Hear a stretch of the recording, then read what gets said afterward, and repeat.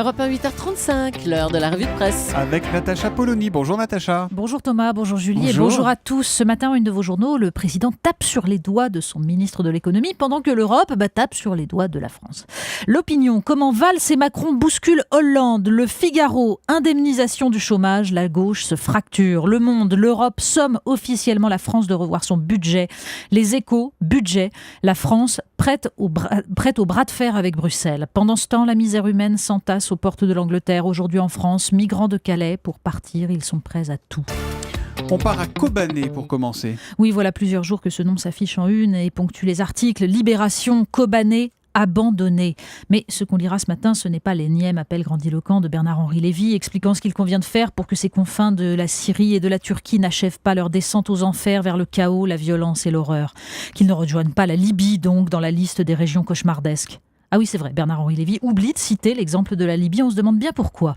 Non, sur la page précédente, ce qu'il faut lire, c'est l'article de Luc Mathieu qui a rencontré en Turquie un jeune djihadiste syrien. Il est fier d'appartenir à Al-Qaïda. Il est hors de question, dit-il, que je replonge dans une vie merdique avec un travail ou des études.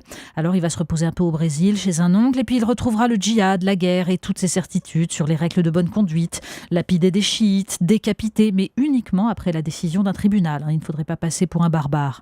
Il blague, il est détendu, sûr de lui. Et tout à coup, on comprend que l'être humain, pour trouver un sens à sa misérable existence, préfère parfois l'exaltation dans le sang des autres à la béatitude de la consommation salariée. On revient en France avec le débat du week-end, le débat du jour, le débat de la semaine sans doute, c'est l'assurance chômage, Natacha. Oui, et ce matin, la presse nous présente cela comme la petite guerre entre sociolibéraux et sociodémocrates, ou pour le dire autrement, ceux qui affichent leur réformisme et ceux qui conservent les apparences. C'est ce que suggère Christine Claire dans le Télégramme. Premier ministre de Jacques Chirac, rappelle-t-elle, Dominique de Villepin confiait « La France est un vieux pays frileux. Il ne faut pas lui faire peur en détaillant les réformes, il faut les entamer sans bruit en tenant un discours sur l'égalité. » François Hollande en disciple de cette belle leçon de démocratie et de respect du peuple. Combien de temps, se demande Christine Claire, la main gauche de Hollande voudra-t-elle ignorer ce que fait sa main droite ? La vérité, écrit Jacques Camus dans La République du Centre, est que le pouvoir, écartelé entre les exigences de plus en plus pressantes de Bruxelles et les résistances de plus en plus fortes de sa majorité, envoie des signaux contradictoires. Et la lecture de la page du Monde sur les opposants au traité de libre-échange transatlantique nous laisse deviner que le fossé entre les injonctions d'en haut et les aspirations d'en bas ne se comblera pas de sitôt. L'histoire devenue hors du commun d'un clandestin. Mais oui, c'est aussi dans Le Monde qu'on trouve le portrait d'un homme à l'histoire facétieuse. Noureddin Hamidi est né français en 1951 en Algérie, mais en 1962, il ne l'était plus. Pourtant, entre-temps, il est venu vivre en France avec sa mère. Son errance adolescente le ballotte de petits larcins en expulsion. En 1992, il est déféré en comparution immédiate pour un vol. Son avocate commise d'office lui obtient une dispense de peine. Elle le défendra à 6 reprises avec ferveur, expliquant à la barre qu'il doit rester en France car bien qu'algérien, il est français de fait. Et maître Marine Le Pen, lui, évite l'expulsion. Depuis, il s'est trouvé une avocate ancienne élue verte qui colle mieux avec la défense d'un sans-papier. Mais il se souvient de celle qui distinguait devant lui sa défense d'un immigré et sa lutte contre l'immigration massive. On sait, Natacha, que vous avez les papilles sensibles. C'est la semaine du goût. Mais oui, le journal 20 minutes revient sur les statistiques dramatiques qui rappellent que 62% des enfants ne savent pas reconnaître une courgette. Déprimant. Alors, apprenez-leur, d'autant que les revues ne manquent pas pour vous aider. Il y a la revue BIF. Alors, le créneau, les revues féminines en rajoutent dans les pages sur les régimes minceurs. BIF répond en ciblant les hommes qui se mettent au fourneau. Photos sublimes, techniques de friture et dossier spécial hot dog.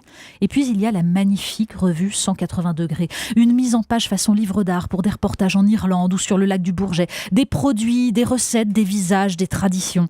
Comme celle du cavage dans le Quercy, aux chiens ou aux cochons. Et cette question, pourquoi ramassait-on 2000 tonnes de truffes par an en France au début du XXe siècle contre à peine 200 aujourd'hui ? Usage du tracteur, disparition des insectes.